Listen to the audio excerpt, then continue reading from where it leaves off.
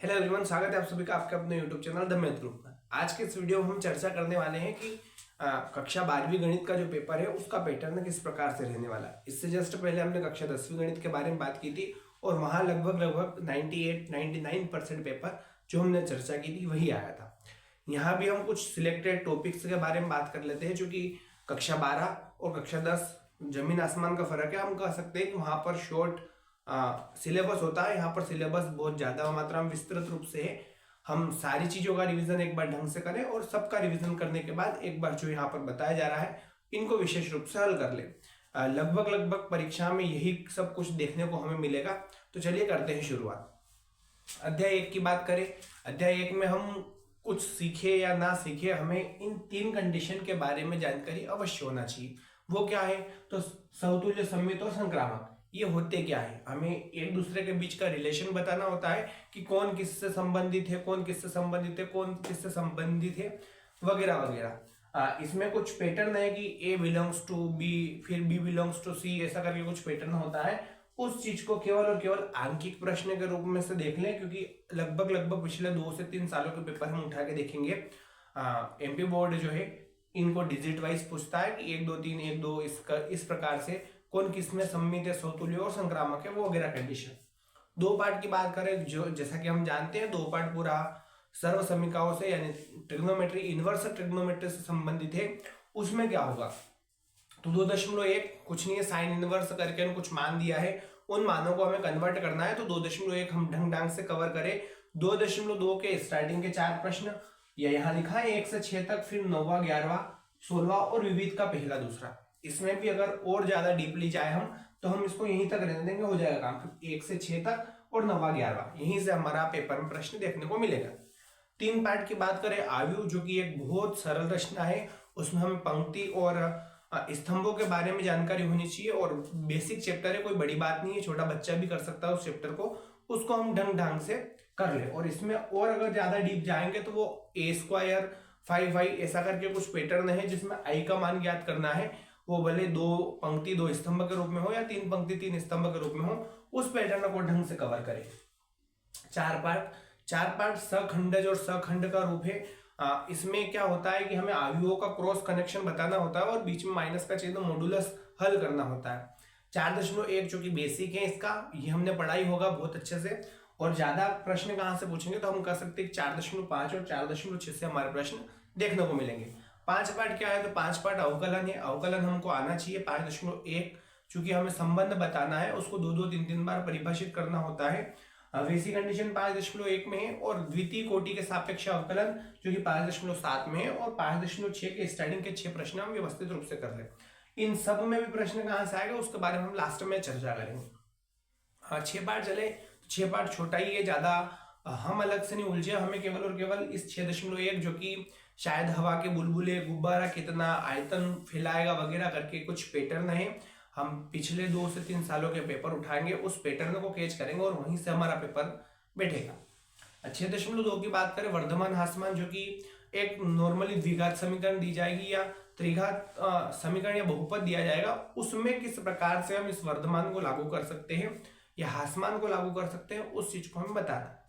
7 part जो कि हर एक 12th वाले के लिए चिंता का विषय होता है कि इसमें क्या चाहिए, क्योंकि 11 प्रश्न वाली और 11 प्रश्न वाली में हर एक प्रश्न वाली में अलग अलग पैटर्न। 7.1 हमारा नॉर्मली समाकलन हो रहा है। 7.2 प्रतिस्थापन विधि से समाकलन, फिर सर्व समीकरण से, फिर कुछ अलग विशेष विधियों से, फिर एक निश्चित समाकलन, अनिश्चित समाकलन, ऐसे कुछ बहुत सारे प्रकार है। तो इसमें से हम कवर क्या करेंगे? तो इसमें 7.1 और 2 जो कि ये नॉर्मली समाकलन है और ये प्रतिस्थापन विधि से समाकलन जिसमें टी के सापेक्ष कुछ मानना होता है। उसके बाद 7.11 के स्टार्टिंग के 4 क्वेश्चन हम कर ले। और अगर अच्छी प्रैक्टिस हो तो आखिरी की 3 प्रश्न वाली जिसमें निश्चित कंडीशन में समाकलन हो रहा है, अपन यूं बोल सकते हैं कि जिसमें केवल और केवल उच्च सीमा और निचली सीमा ऐसी 2 चीजें दिख जाए, उन 2 से 3 प्रश्नावलियों को हम ढंग से कवर कर ले। पेपर में 100% इन पीछे की तीनों प्रश्नावली में से ही बैठेगा। और ज्यादा कंफर्मेशन करना चाहे तो ये हमने बताई रखे हैं 7.11 के लास्ट के 4 क्वेश्चन, सॉरी फर्स्ट के 4 क्वेश्चन। 8.2 हमें व्रत के बारे में कुछ जानकारी देनी पड़ेगी। फॉर एग्जाम्पल समाकलन विधियों से ही हमें, जैसे हमने उसमें पढ़ा है x² बटे 4 y² बटे 16, ऐसा करके कुछ पैटर्न है 1 या 2 क्वेश्चन का, ज्यादा कुछ बड़ा 8 पार्ट नहीं है, तो उसको ढंग से हम कवर करें। 9 पार्ट 9.4 या 9.3 जो भी है हमारा, उससे पहले 9.4 की बात कर ले, उससे पहले के जितने सारे क्वेश्चन है उनको हम व्यवस्थित रूप से कवर करें, क्योंकि यहाँ पर एक व्यापक हल इस रूप में या इस चैप्टर से इसके एग्जाम्पल से पूछेगा। 9.2 9.4 के बीच का कुछ एग्जाम्पल हुआ कि dy/dx बराबर 1 + y² और 1 + x², ऐसा करके बटे में एक उदाहरण है वो जो कि खास है। और उसके बाद इसमें कुछ कंडीशन है, उनको व्यवस्थित रूप से कर ले, तो उधर फिर पीछे जो हम कहेंगे कि व्यापक रूप में कुछ ज्यादा ही विस्तृत जा रहे हैं सवाल, उनमें हमें उलझने की जरूरत नहीं पड़ेगी।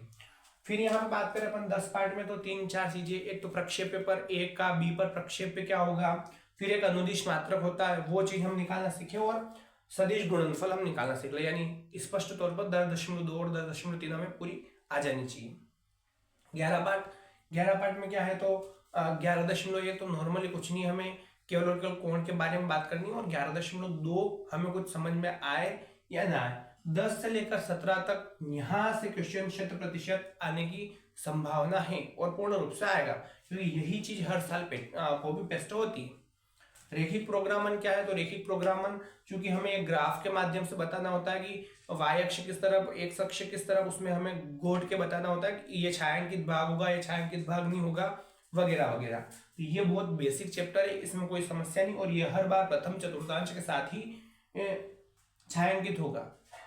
इसकी बात करें तो प्रायिकता, जो कि एक बहुत सरल टॉपिक है, इसमें 13.1 और 13.3 देख ले, इससे ज्यादा इस पे ध्यान दें।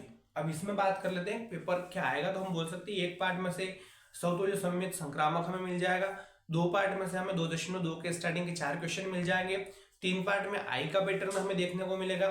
4 पार्ट की बात कर लेते हैं, 4 पार्ट में हमें सखंडज का जो रूप है उसको व्यवस्थित रूप से कर लेना है। 5 पार्ट की बात करें 5.1 का कंफर्मेशन हम कर सकते हैं। 6 पार्ट की बात करें तो 6 पार्ट में एक तो हवा के बुलबुले वाला और गुब्बारे के आयतन वाला 2 कंडीशन, 2 से 3 कंडीशन वो है वो, और एक रेखिक वर्धमान और ह्रासमान हमें बताना होता है। फिर 7 पार्ट की बात करें 7.12 और 7.11 के स्टार्टिंग के 4 प्रश्न। 8 पार्ट की बात करें तो उस प्रश्नावली के जो दूसरा तीसरा जो भी प्रश्न है जिसमें हमें छायांकित करना होता है एक वृत्त के अंदर, वो चीज हम कवर कर ले। 9 पार्ट की बात करें 9.24 जो कि हमने अभी बात की। 10 पार्ट की बात करें 10 पार्ट में अनुदिश मात्रा की इस पे भी चर्चा कर ली, और 11 ये 12 13 कुल मिलाकर पेपर लगभग 98-99% यहीं से छपने वाला है। आप व्यवस्थित रूप से इन टॉपिक को कवर करें, और चूंकि हमारी अंतिम परीक्षा है, यानी हम कक्षा 12वीं के बाद जस्ट अगली बार में कॉलेज स्तर पर चले जाएंगे, तो इनको ढंग से करने से पहले हम एक बार पूर्ण रूप से सिलेबस को कवर कर लें। उम्मीद है ये सारी चीजें आपको पेपर में देखने को मिलेगी। रही बात ऑब्जेक्टिव की, तो आप सारांश पे ज्यादा ध्यान दीजिए, इनके ऑब्जेक्टिव में होगा क्या उस पर चर्चा कर ले। यहाँ की चीजें कुछ प्रश्न बैंक वगैरह से आप कवर कर सकते हो, ये कुछ नहीं है, केवल और केवल सवालों का सॉल्यूशन ही जो 2.1 के पैटर्न पे बात करेगा या कुछ विविध के पैटर्न पे बात करेगा। आयु की बात कर लेते हैं, आयु और ये जितने सारी चीजें लगभग सभी हमारे सवालों से ही ऑब्जेक्टिव बनेंगे और कुछ नहीं है। यहाँ बात करें तो सेम वही कंडीशन है, व्यवस्थित रूप से हम पेपर की तैयारी करें, एक बार संपूर्ण रिवीजन करें, रिवीजन करने के बाद एक बार और इनको देखें, फिर सारांश पढ़े और ढंग से पेपर लेके आए। उम्मीद है आपके 80 में से 75 प्लस आने की संभावना इसी में से रहेगी। धन्यवाद।